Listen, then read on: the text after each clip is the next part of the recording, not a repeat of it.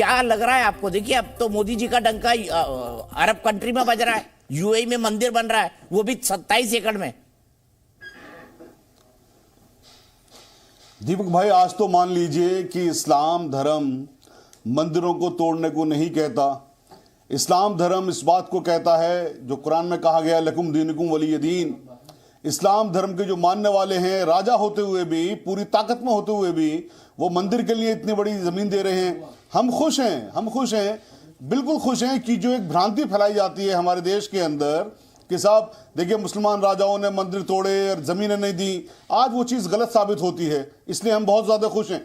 दूसरी बात, हमारे देश में, मैं अपने देश मतलब आप ये कह रहे हैं कि मुगलों ने हमारे आक्रांताओं ने हमारे मंदिर तोड़े नहीं। 70 मस्जिदों में नमाज बंद है। शाहिद अली साहब, आप ये कह रहे हैं कि आक्रांताओं ने, मुगलों ने हमारे मंदिर तोड़े ही नहीं। क्या आप ये कह रहे हैं क्योंकि वहां पर मंदिर के लिए 27 एकड़ जमीन मिल गई, इसका मतलब ये कि मुगलों और आक्रांताओं ने हमारे यहाँ मंदिर तोड़े ही नहीं, इसका ये मतलब है?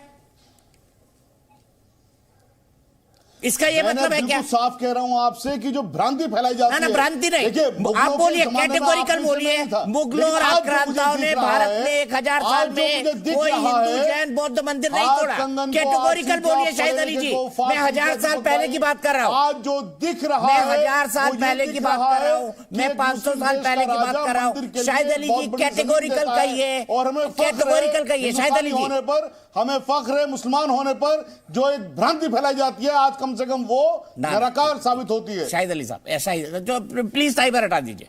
शाहिद अली साहब, मैं सलाम करता हूं अल्लाहयान साहब का, जिन्होंने जमीन दी, जिन्होंने सनातन की ध्वज पताका को फहराने दिया, उस देश में फहराने दिया जिसके नाम पर आप जैसे लोग, सेक्युलर लोग कहा करते थे, आप लोग कहा करते थे कि खाड़ी देश पेट्रोल नहीं देंगे, खाड़ी देश पेट्रोल नहीं देंगे। अब शाहिद अली जी बताइए मुझे, मुगलों और आक्रांताओं ने हमारे यहाँ पर मंदिर तोड़े या नहीं तोड़े? बताइए, सिर्फ इसका जवाब दे दीजिए, हाँ या ना। दीपक भाई, आप नहीं थे उस वक्त, हम नहीं थे उस वक्त। ये जो चीज है, उस वक्त ना आप थे ना हम थे। ये भी तो कहते हैं इस देश को आगे बढ़ने दीजिए अब, इसीलिए तो ये प्लेस ऑफ वर्शिप 1991 लाया गया था। अच्छा, कि भाई पुरानी बातें मत कर लीजिए अब, चलिए आगे चलिए, बहुत हो गया सब कुछ, मंदिर मस्जिद, अब देश को आगे बढ़ाने की बात करें। शाहिद अली जी, मैं एक बात कीजिए, मैं थोड़ी चुभने वाली बात बोलूंगा, मैं थोड़ी चुभने वाली बात बोलूंगा। आज मैं इस दिशा में जाना ही नहीं चाहता था, मैं आज इस दिशा में जाना ही नहीं चाहता था शाहिद अली जी, मैं आज दिशा में जाना ही नहीं चाहता था। अच्छी अच्छी बातें करना चाहता था, लेकिन कुछ लोग भारत में हैं जिनके माथे पर लिखा हुआ है। मैं बहुत कड़वी बात बोल रहा हूँ और जिम्मेदारी से बोल रहा हूँ, मैं बहुत जिम्मेदारी से बात बोल रहा हूँ। प्लीज पूरे पैनल को दिखाइए, प्लीज पूरे पैनल को दिखाइए। मैं सिर्फ इतना कहना चाहता हूं कि कुछ लोग भारत में हैं जो अपने आप को सेक्युलर कहते हैं, लेकिन उनके यहां पर लिखा हुआ है हम नहीं सुधरेंगे, दैट्स ऑल।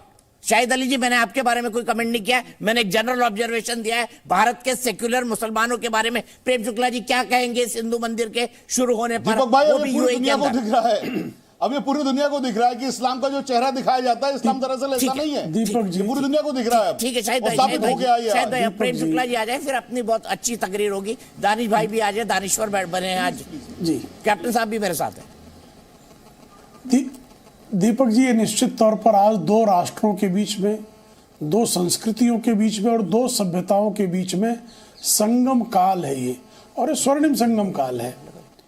निश्चित तौर पर जो है अबू धाबी के शाह ने जिस तरह का ये निर्णय लिया, जिस तरह से वहाँ मंदिर की स्थापना और आज जिस तरह से जो है उसका लोकार्पण हो रहा है, वह दो राष्ट्रों की, दो संस्कृतियों की, दो सभ्यताओं के संगम का स्वर्णिम पल है।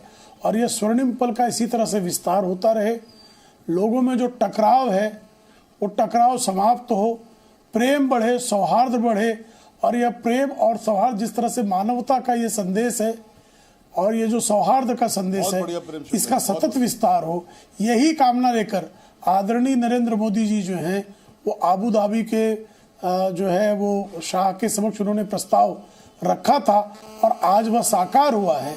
यह निश्चित तौर पर हर किसी के लिए, समग्र मानवता के लिए मिसाल है। ठीक है, मैं सीधे यहाँ से चलता हूँ दानिश भाई के पास। दानिश भाई, क्या कहेंगे आप तो कह दीजिए कि देखिए मोदी जी आपको बधाई हो, आपने इतना बड़ा काम कर दिखाया।